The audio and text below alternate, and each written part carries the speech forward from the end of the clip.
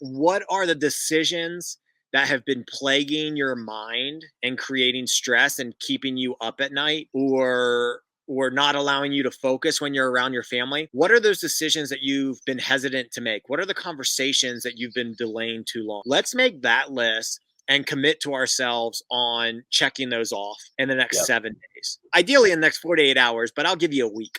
In the next week, do the things that should have been done last month. Do that.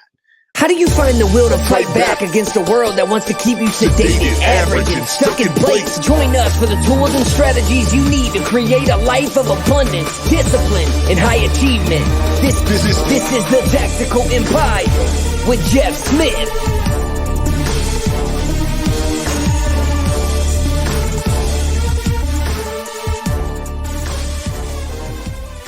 Welcome to another edition of the Tactical Empire. I am joined today by Sean Ryder. What's up, my man? How are you? Couldn't be better. I am in what I feel is one of the most beautiful places in the United States, potentially the world. I know everyone's going to argue about that. I'm in Boone and Blowing Rock, North Carolina, in the treetops, listening to the birds, hearing the Tweetsie Railroad train horn across the mountain.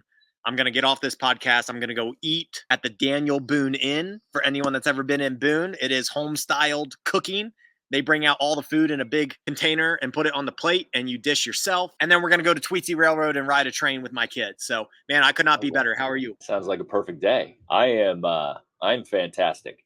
I'm fantastic. I'm actually we're traveling around. I'm going to hit up I'll be able to spend time with a second person in the inner circle in a week, which is cool. And I didn't know that we were going to have time to hit up people so often, but it's fun actually seeing people in person. I mean, in the virtual world we live in, you don't connect with people in person nearly as much as you'd like to, right? We talk about how, like, as you continue to level up and you pursue like personal development and things like that, your circles get smaller and smaller. And so they spread out all over the country, all over the world. So one of the things I'm really looking forward to as we travel around is just seeing more people in person. We hosted it actually gave me the opportunity to partner with Nick Komalatsis on a deal last weekend where we ran a workshop for entrepreneurs at his place because he was willing to host it and I was in town. And so that was a really cool opportunity and something that has piqued my interest, that I'm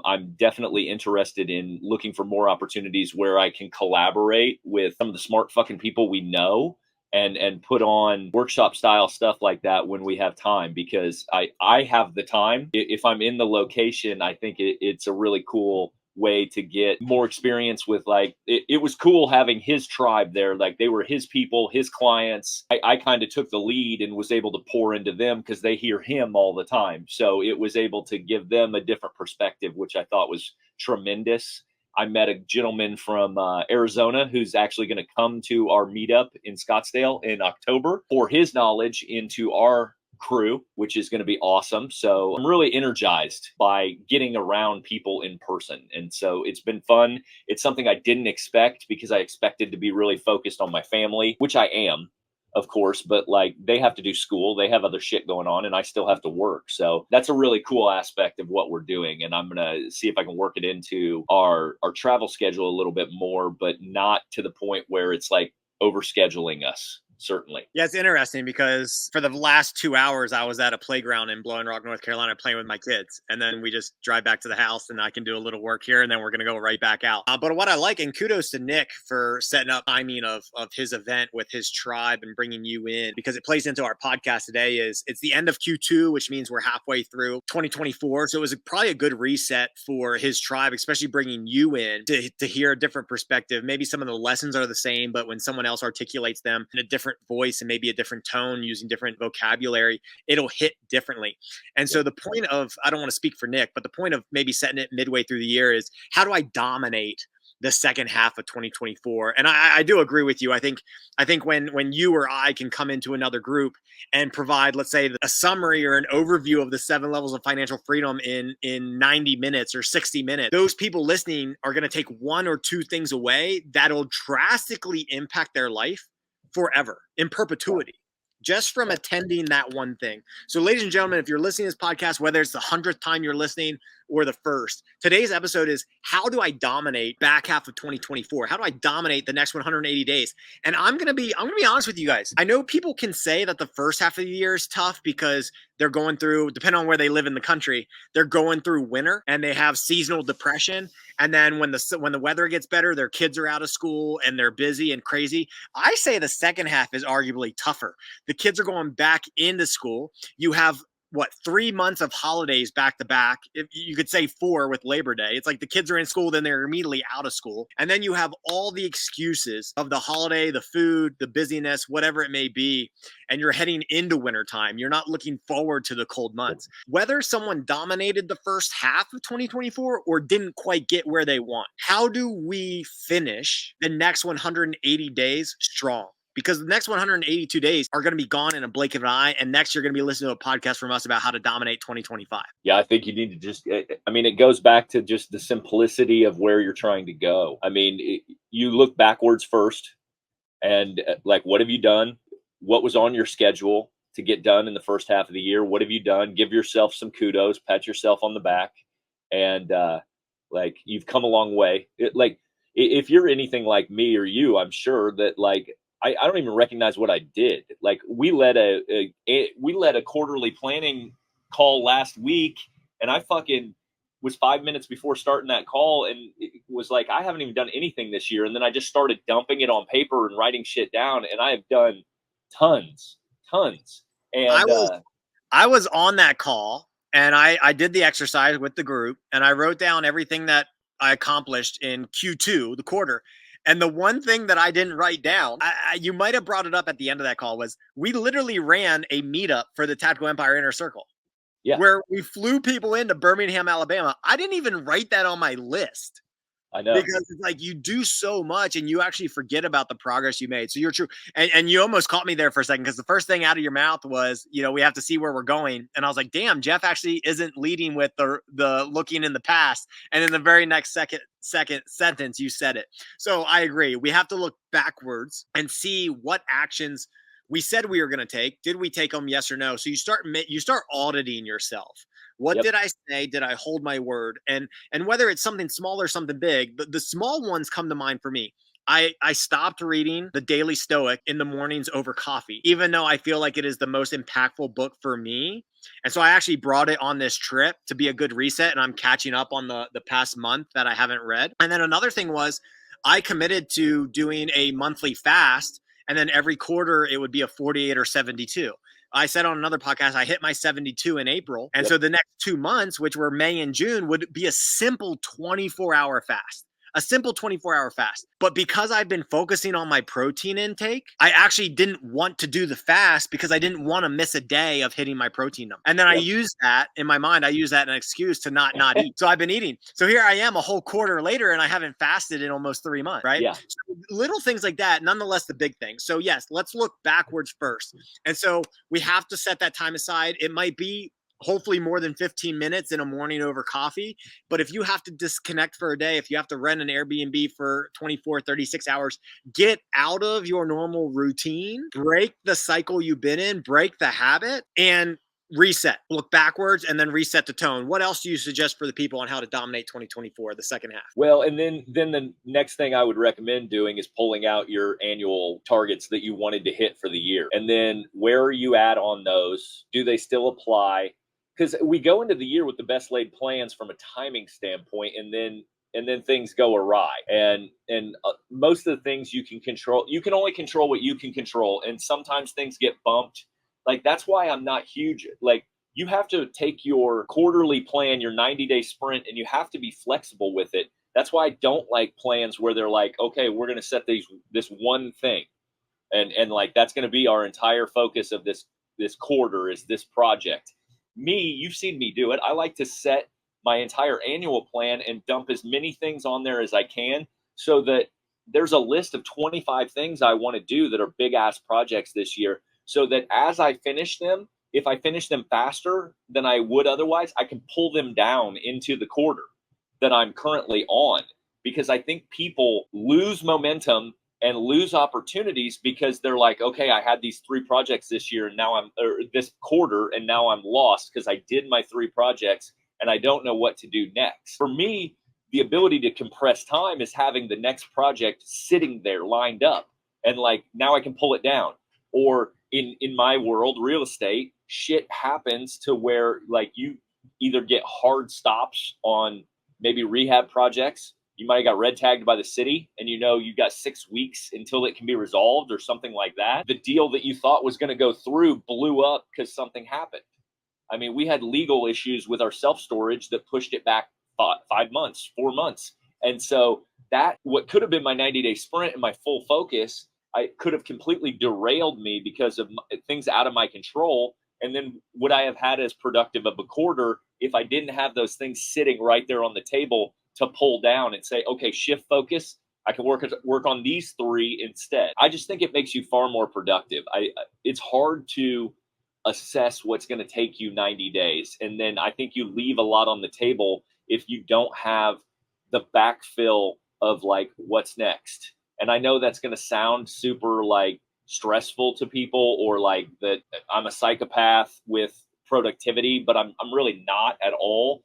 It's more of an organizational thing and a universal magnetism thing. If I commit to those 25 things that I write down, like brain dump them, reticular activating system is already working on solutions for those things. So as opposed to you committing to 3 things for the quarter, I listed 25 things that were already being drawn to me, and solutions and the people necessary to solve those problems, the wheels are already turning on those things. Now, my focus may be on the 3 that we talked about. All of them are getting attention, whether you know it or not, as it comes to like energetically. I don't have anything to say because that's interesting. I'm trying to put my brain in the space where I try and think of 25 things at the beginning of the year. But it's interesting because as my thoughts go, I definitely have more than 3 things at the start of the year. I don't have 25, and that may just be a random number you threw out, but I definitely have more than 3. I think I'm working at the same level as you on that mentally, because the way that I view it and what I want to say is I've been through enough 90-day cycles to where I understand how much I can get done in 90 days, and simultaneously how quickly things change, or also simultaneously how bogged down I can get on a project. So with all that being said, I think the principle there for me is I've been through enough of these to where I am so flexible within a 90-day quarter to where I can move way faster than I expected and start the next project that comes on my plate, or I can solely focus on one thing for the next 90 days. So for like, we did our quarterly planning on the call with the Inner Circle last week. And like, I know that this quarter, most of the work I have to do, active work, has to be surrounded about opening up the metabolic franchise in our town by the end of this quarter. And if it's not open, it's going to be right on the verge. And so there's like this entire curriculum I got to go through and a build out we have to do that I just have to stay on top of. Guess what? That wasn't even a thing on January 1st. I still owned a CrossFit gym on January 1st. That's true. It wasn't even a thing. So like, how completely different is that? And so I'm gonna marinate on that thought a bit. But let's go back here. If I had to say how someone's gonna dominate 2024, is like, I think it just goes back to the principles. Are you taking care of yourself? Are you working on things that fire you up, that fulfill you at the end of the day? Are you working around people that you can see yourself working with for the next year, 3, 5, 10? What are the decisions that have been plaguing your mind and creating stress and keeping you up at night, or not allowing you to focus when you're around your family? What are those decisions that you've been hesitant to make? What are the conversations that you've been delaying too long? Let's make that list and commit to ourselves on checking those off in the next 7 days. Ideally in the next 48 hours, but I'll give you a week. In the next week, do the things that should have been done last month. Do that.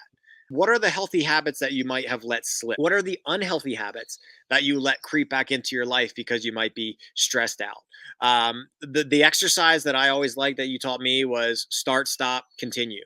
What are the things that I need to start doing? What are the things I need to stop doing? And what are the things that I need to keep doing that have moved the needle? I think that's a simple way to audit where you've been, what you've been doing, and what's actually moving the needle. I think something that is overlooked by a lot of people is, and I wrote this down during the quarterly plan, is just looking at their calendar.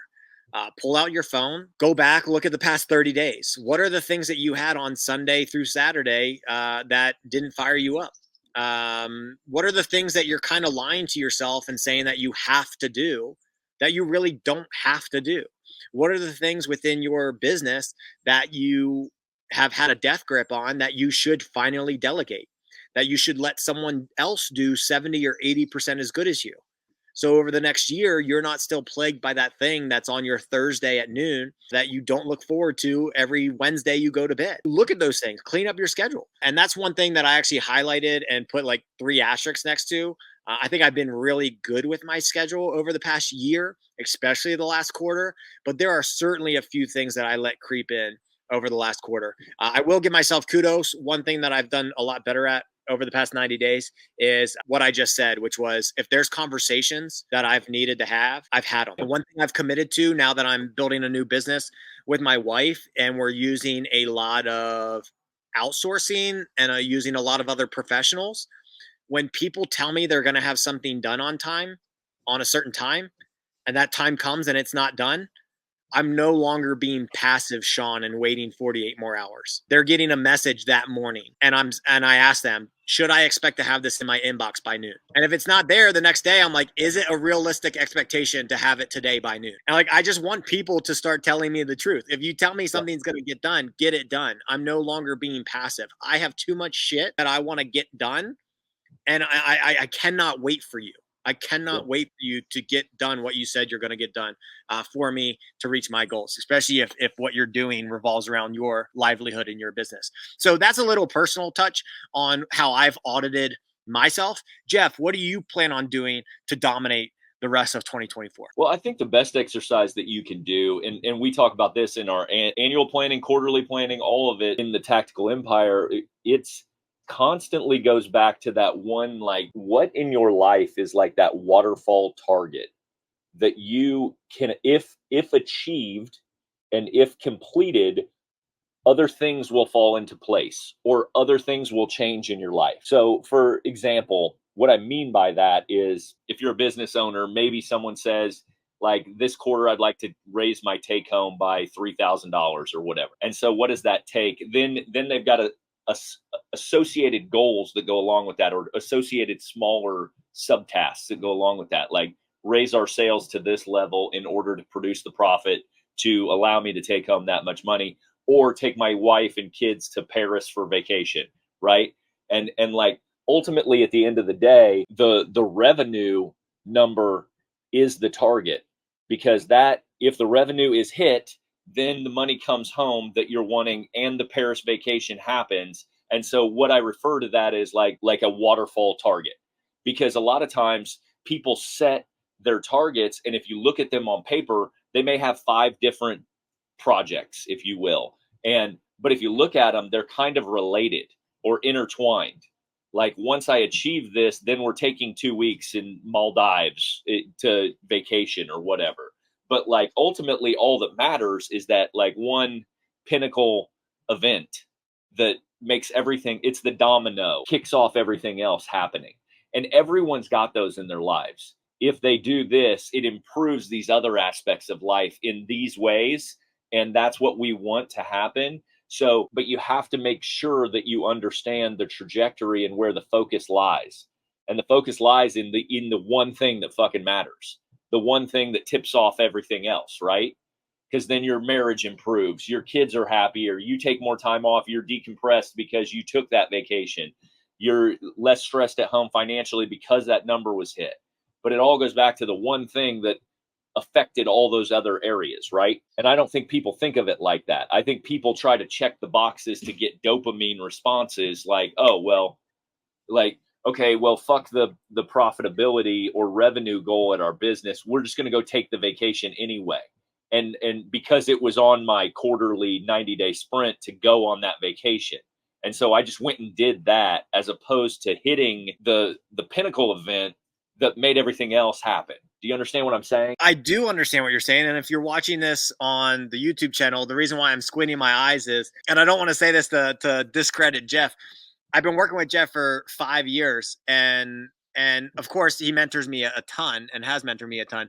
this is the first time I've heard you use that phrase, and it's kind of striking me differently. Of course, we've talked about quarterly planning. Of course, we talked about finding the most important thing. But I'm a very visual person. So the concept and metaphor of the waterfall thing, like that's new to me, hearing that from your mouth. And that makes so much sense because when we work with people, they do have 5 things on their list. And they're giving each thing 20%. Yeah. And like all this comes back to, this isn't something new you're teaching. It's just a new word you're using with me. All it comes back to is prioritizing. Like Yeah. if you don't know, keep the main thing the main thing. What is the main thing?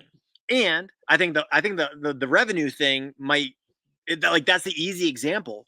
But I think for other people it's harder when it's not like revenue. It might be important, but maybe they're not tapping that revenue number because they're doing what I said not to do 5 minutes ago, which was let go of that thing that someone else can do 80% as good as. Like, right. Maybe they're hyper. And so the question is, how do I figure that out? Ladies and gentlemen, the answer to that is if you're trying to figure it out on your own, it's going to take a while.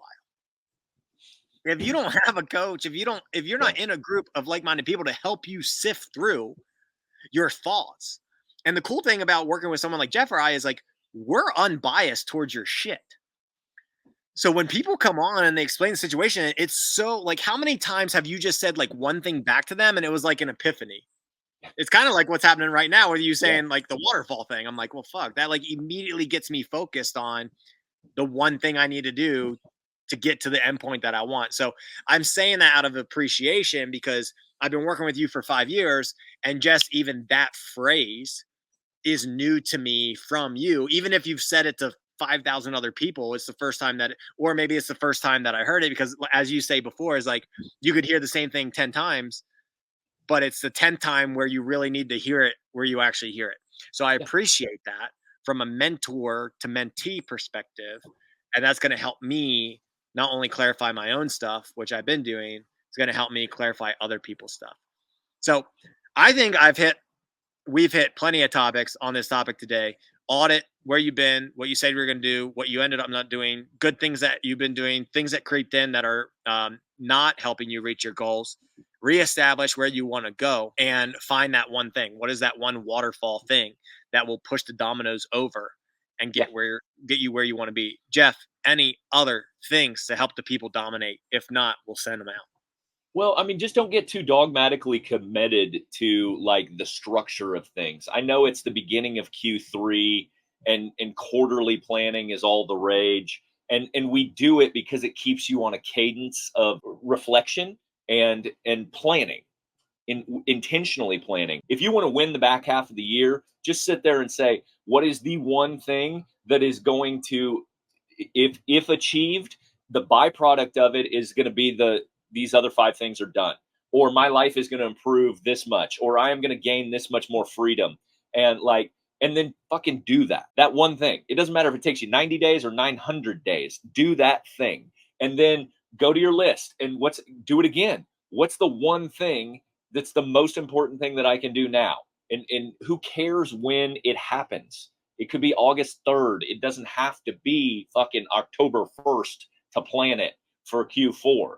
Like, just do the most important work. Stop mentally masturbating and checking boxes and saying, oh, I'm doing this for like, I'll wait till next quarter because we're going to have this really great planning session. And then and then it makes sense to me to do it then. You can change everything in such a short amount of time. We're huge on compressing time. And the way that you do it is by continuing to pull down the most important thing and doing it.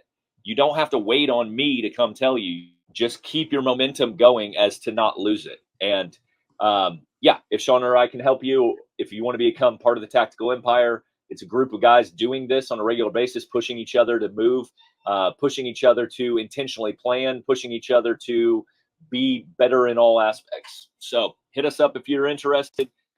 We've got a community where we answer all the questions, and we're happy to help you guys. Have a kick-ass week, dominate the back half of the year, stay ahead of all this chaos in the world, folks.